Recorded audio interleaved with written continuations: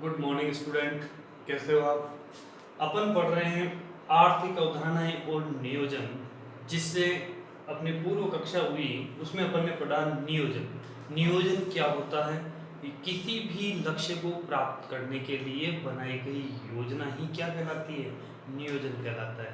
नियोजन के दो रूप पढ़े अपन ने, एक तो खंडीय नियोजन और एक प्रादेशिक नियोजन।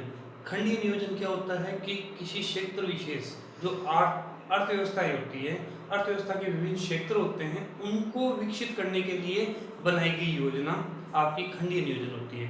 जबकि प्रादेशिक नियोजन क्या होता है, संपूर्ण प्रदेश का विकास करने के लिए बनाई गई योजना प्रादेशिक नियोजन कहलाता है। उसके बाद अपन ने पढ़ा था योजना आयोग। योजना आयोग आपकी एक बनाई गई कमेटी थी, गठन था, जिसका मुख्य उद्देश्य यही था देश का आर्थिक विकास करना। क्योंकि विद्यार्थियों, आपको पता है जब अंग्रेज अपने देश में आए तो उन्होंने देश की आर्थिक स्थिति को बड़ा कमज़ोर बना दिया और भारत की आर्थिक स्थिति कमज़ोर हुई। इसके साथ ही अन्य जो क्षेत्र थे अपने अर्थव्यवस्था के, उन सभी क्षेत्रों में भारत की स्थिति दयनीय हो गई। उनमें विस्तार करने के लिए, उनमें विकास करने के लिए योजना आयोग का गठन किया गया। योजना आयोग का गठन 1950 में किया गया था। उसके बाद आज अपना है भारत में पंचवर्षीय योजना।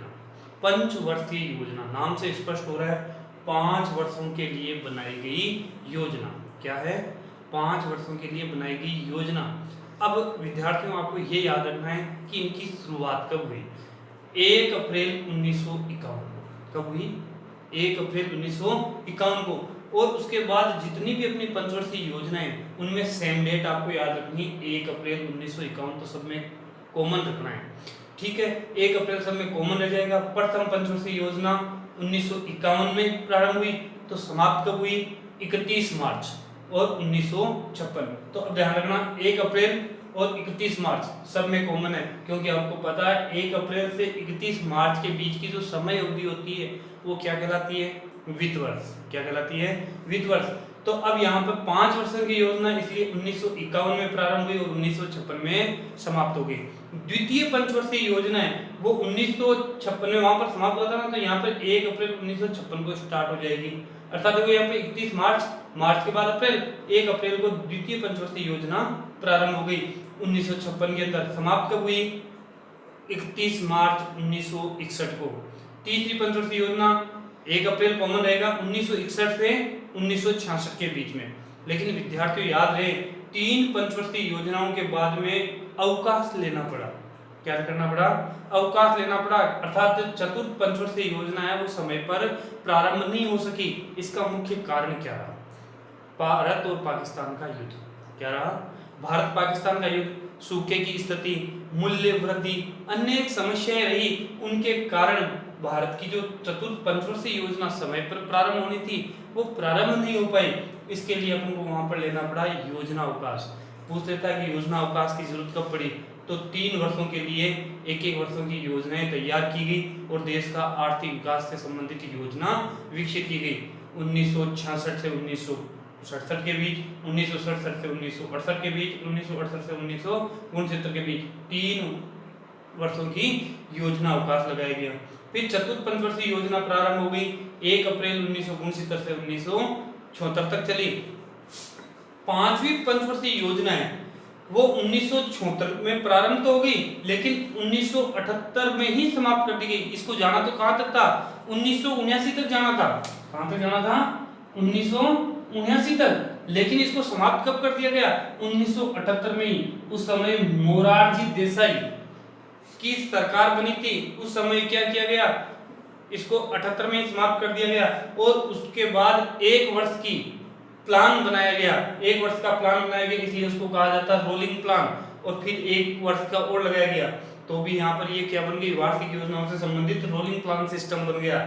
तो 5वीं पंचवर्षीय योजना समय से पूर्व ही हटाई गई। भारत में जितनी पंचवर्षीय योजनाएं हैं कुल मिला के 12 पंचवर्षीय योजनाएं बनी गई है और 12 में से ये 5वीं पंचवर्षीय योजना ही है जो समय से पूर्व हटा दी गई थी। 1 वर्ष पूर्व ही उसको समाप्त कर दिया गया और उसके स्थान पर रोलिंग प्लान सिस्टम सेट किया गया था। उसके बाद आपकी बनी 6वीं पंचवर्षीय योजना। 6वीं पंचवर्षीय योजना आपकी 1980 से 85 के बीच। 7वीं पंचवर्षीय योजना 1985 से 1990 के बीच। उसके बाद जब देश में राजनीतिक अस्थिरता नहीं रही, अर्थात राजनीतिक है वो स्थिर मामले में नहीं होकर अस्थिर स्थिति में आ गया, उस समय क्या किया गया कि वहां पर आपको वार्षिक योजनाएं तैयार की गई। क्या की गई? वार्षिक योजनाएं तैयार की गई, एक एक वर्ष की योजना तैयार की गई। तो वहां पर भी आपकी 8वीं पंचवर्षीय योजना है वो समय पर प्रारंभ न हो सकी और उसके स्थान पर अपन को 2 वार्षिक योजनाएं तैयार करनी पड़ी। और उसके बाद कंटिन्यू आपकी 8वीं 9वीं 10वीं 11वीं और 12वीं पंचवर्षीय योजना प्रारंभ होती रही। कुल मिला के 1 अप्रैल और 31 मार्च आपको कॉमन रखना है और 5-5 ऐड करते रहना है। और याद करने का विद्यार्थियों आपका छोटा सा ट्रिक है, 3 वार्षिक योजनाएं, 3 आपकी 3 पंचवर्षीय योजनाएं, फिर 3 वार्षिक योजनाएं, अर्थात 3 वर्षों का गैप आ गया, फिर 2 पंचवर्षीय योजनाएं। लेकिन याद ये रखना है कि 5वीं पंचवर्षीय योजना है वो समय से पूर्व ही समाप्त कर दी गई। और फिर वहां पर 2 वार्षिक योजनाएं अर्थात रोलिंग प्लान सिस्टम सेट किया गया, फिर 2 पंचवर्षीय योजनाएं, फिर आपकी 2 वार्षिक योजनाएं, फिर आपकी कंटिन्यू क्या है पंचवर्षीय योजनाएं चली है। तो विद्यार्थियों आपको यह भी याद रहे कि आपकी ये जो पंचवर्षीय योजनाएं हैं 2017 में समाप्त कर दी गई। 2017 के बाद में पंचवर्षीय योजनाएं नहीं चलाई गई है, उनका विचार कोई बड़ा ही है। 2017 के बाद में आपकी पंचवर्षीय योजनाएं बंद है। एक बार पुनः देखिए, भारत पाकिस्तान के साथ में युद्ध, सूखा की स्थिति और मूल्यवृद्धि के कारण आपकी पंचवर्षीय योजना प्रारंभ नहीं हुई। वहां पर आपको क्या लगाना पड़ा? योजना अवकाश। उसके बाद रोलिंग प्लान सिस्टम, जब मोरारजी देसाई की जो सरकार बनी उन्होंने क्या किया, पंचवर्षीय योजना को समय से पूर्व ही बंद कर हटा दिया पहले ही उसको, और उसके बाद वहां पर क्या लगा दिया, रोलिंग प्लान सिस्टम सेट कर दिया। देश के संकट काल के दौरान नई पंचवर्षीय योजना प्रारंभ नहीं की गई और पहले की जो आपकी पंचवर्षीय योजना है, पूर्व की जो योजना है उनको ही लागू कर दिया जाता है, तो वो रोलिंग प्लान सिस्टम कहलाता है। अर्थात जो पहले आपकी योजना थी उनको ही लागू किया गया, तो वो रोलिंग प्लान सिस्टम हो गया। फिर राजनीतिक अस्थिरता के कारण पंचवर्षीय योजना है 8वीं वो प्रारंभ नहीं हो सकी, उसके स्थान पर आपको क्या करना पड़ा, वार्षिक योजनाओं का कदम उठाना पड़ा। ये सिस्टम था आपके पंचवर्षीय योजनाओं का। अब आपको विद्यार्थियों ये याद रखना है कि पंचवर्षीय योजनाएं जो होती है उनका संचालन कौन करता है। आपकी जो थी योजना आयोग वही था, लेकिन उसका नाम परिवर्तित करके क्या बना दिया गया, नीति आयोग बना दिया गया। नीति आयोग बदलते भारत के लिए केंद्रीय मंत्रिमंडल द्वारा 1 जनवरी 2015 को बनाया गया। कब बनाया गया?